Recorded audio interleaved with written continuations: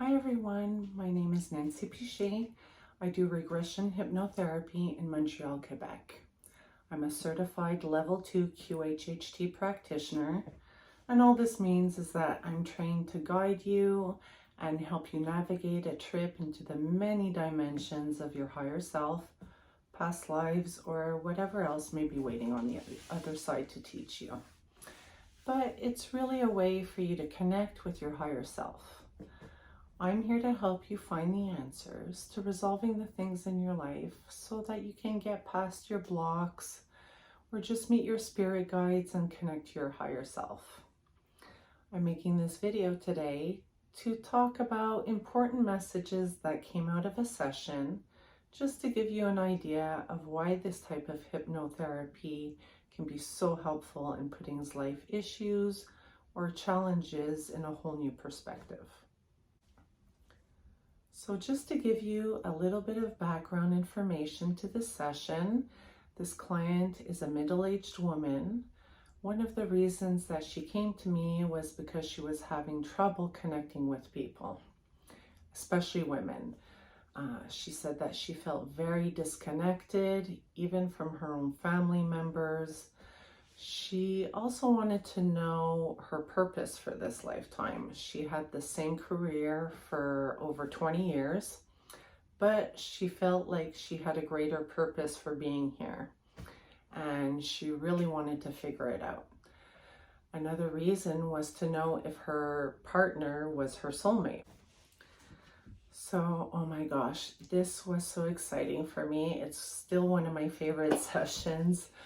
I've always been so intrigued by this subject. So anyways, she went into this life of a fairy. She said she felt very tiny with little acorn shoes that she had made all on her own. She described her leaf outfit to me, and that she had this little satchel with her that she carried around to collect plants to make medicines out of, and whatever else she found interesting. She had these beautiful translucent wings. She said she felt completely comfortable and safe in this lifetime, that she had a feeling of belonging there. She lived at the base of a hollow tree all on her own.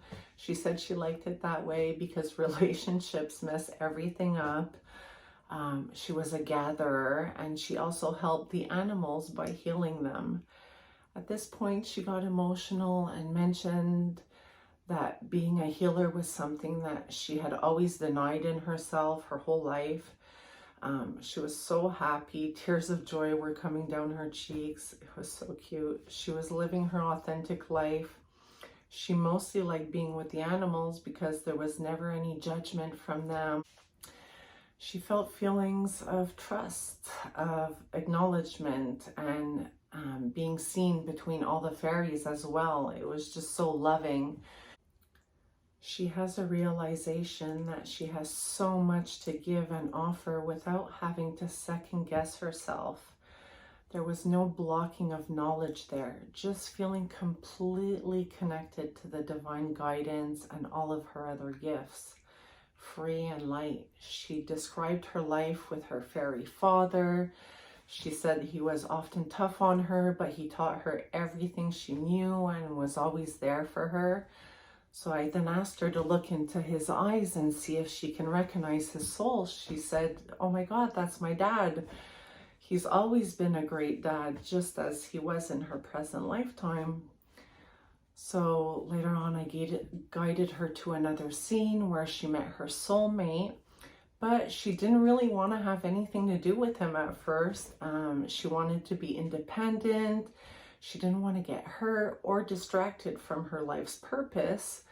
So she was really reluctant on letting him in her life.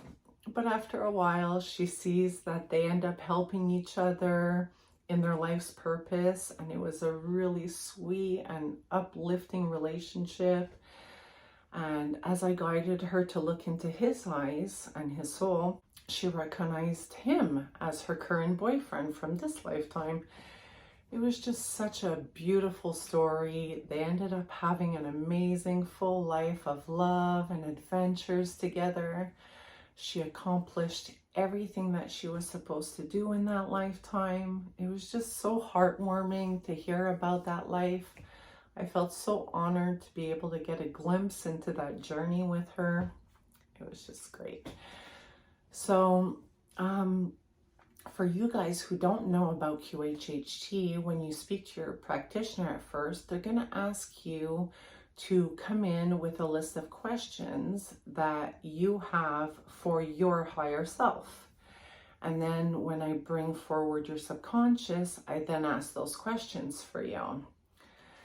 So when I was speaking to her subconscious, I asked why it had shown her the life of the fairy.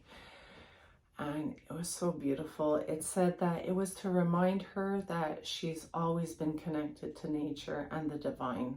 That even as a tiny little fairy, she was a healer and very powerful. The lesson was she didn't need to spend so much time alone, that having a partner could ignite her light. She didn't need to be guarded anymore. Her purpose was to express love, wisdom, and knowledge.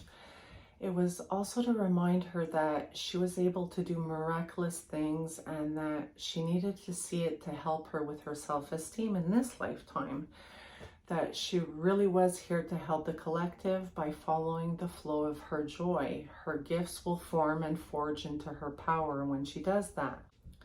Her subconscious told her that her purpose is to just be present for herself and others, to share and to be authentic, that would give her strength and that she would be able to share her perseverance with people.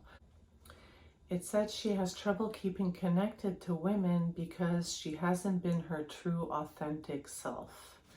She always felt like she had to hide who she really is. Her subconscious said, clear the trauma and forgive, touch and love. Open your heart to people, and all this will help your connections. She needs to clear the fear of judgment, disappointment, and being discarded to be able to ascend. This is a part of the human experience. Don't allow things to stay repressed. Forgive. She was afraid to forgive, but it doesn't involve expectations like she thinks. It has nothing to do with the other person. Forgiveness is sticky, which is what is causing the mucus in her lungs. So we then proceeded to do a body scan where her subconscious cleared the lungs. It said that it was using this aqua green and blue waved light. Then the stomach was where the abandonment, the sadness, and rage were stored. It was released by a pink pulsating light. Then it went to her throat where the knowing of holding something back. It said, be your authentic self, and then it healed her with a light blue color sponge looking light. Her subconscious told her to feel her power of that fairy life, and it would help her feel even more connected to her angels, to just ask them questions to feel connected to her team. They're all there waiting. And then at the end, I asked her subconscious if it had any last messages for her, and what it said was, trust in the flow and letting go. You'll have an easier time. Stop caring what people think of you. You know what's true, you know by your truth bumps. Follow your joy to ascend. It also said, she knows what to do. She's been doing it. She's so cherished. We have nothing but unconditional love for her. It's just so sweet. So as soon as I brought her back out, she told me she felt more comfortable and safe in her own skin, that it was really like going on this adventure, coming back, and then starting from a new perspective, a whole new life. So, oh my God, it was just the most fun session. So I hope this gave you a glimpse into how hypnosis can perhaps be helpful to you. Not in changing the world, just on how you see the world and how it affects you. So if you would like a regression session with me, My website is amends.ca. I'll have all the information in the description box below. And I really hope that you have an amazing day. Take care.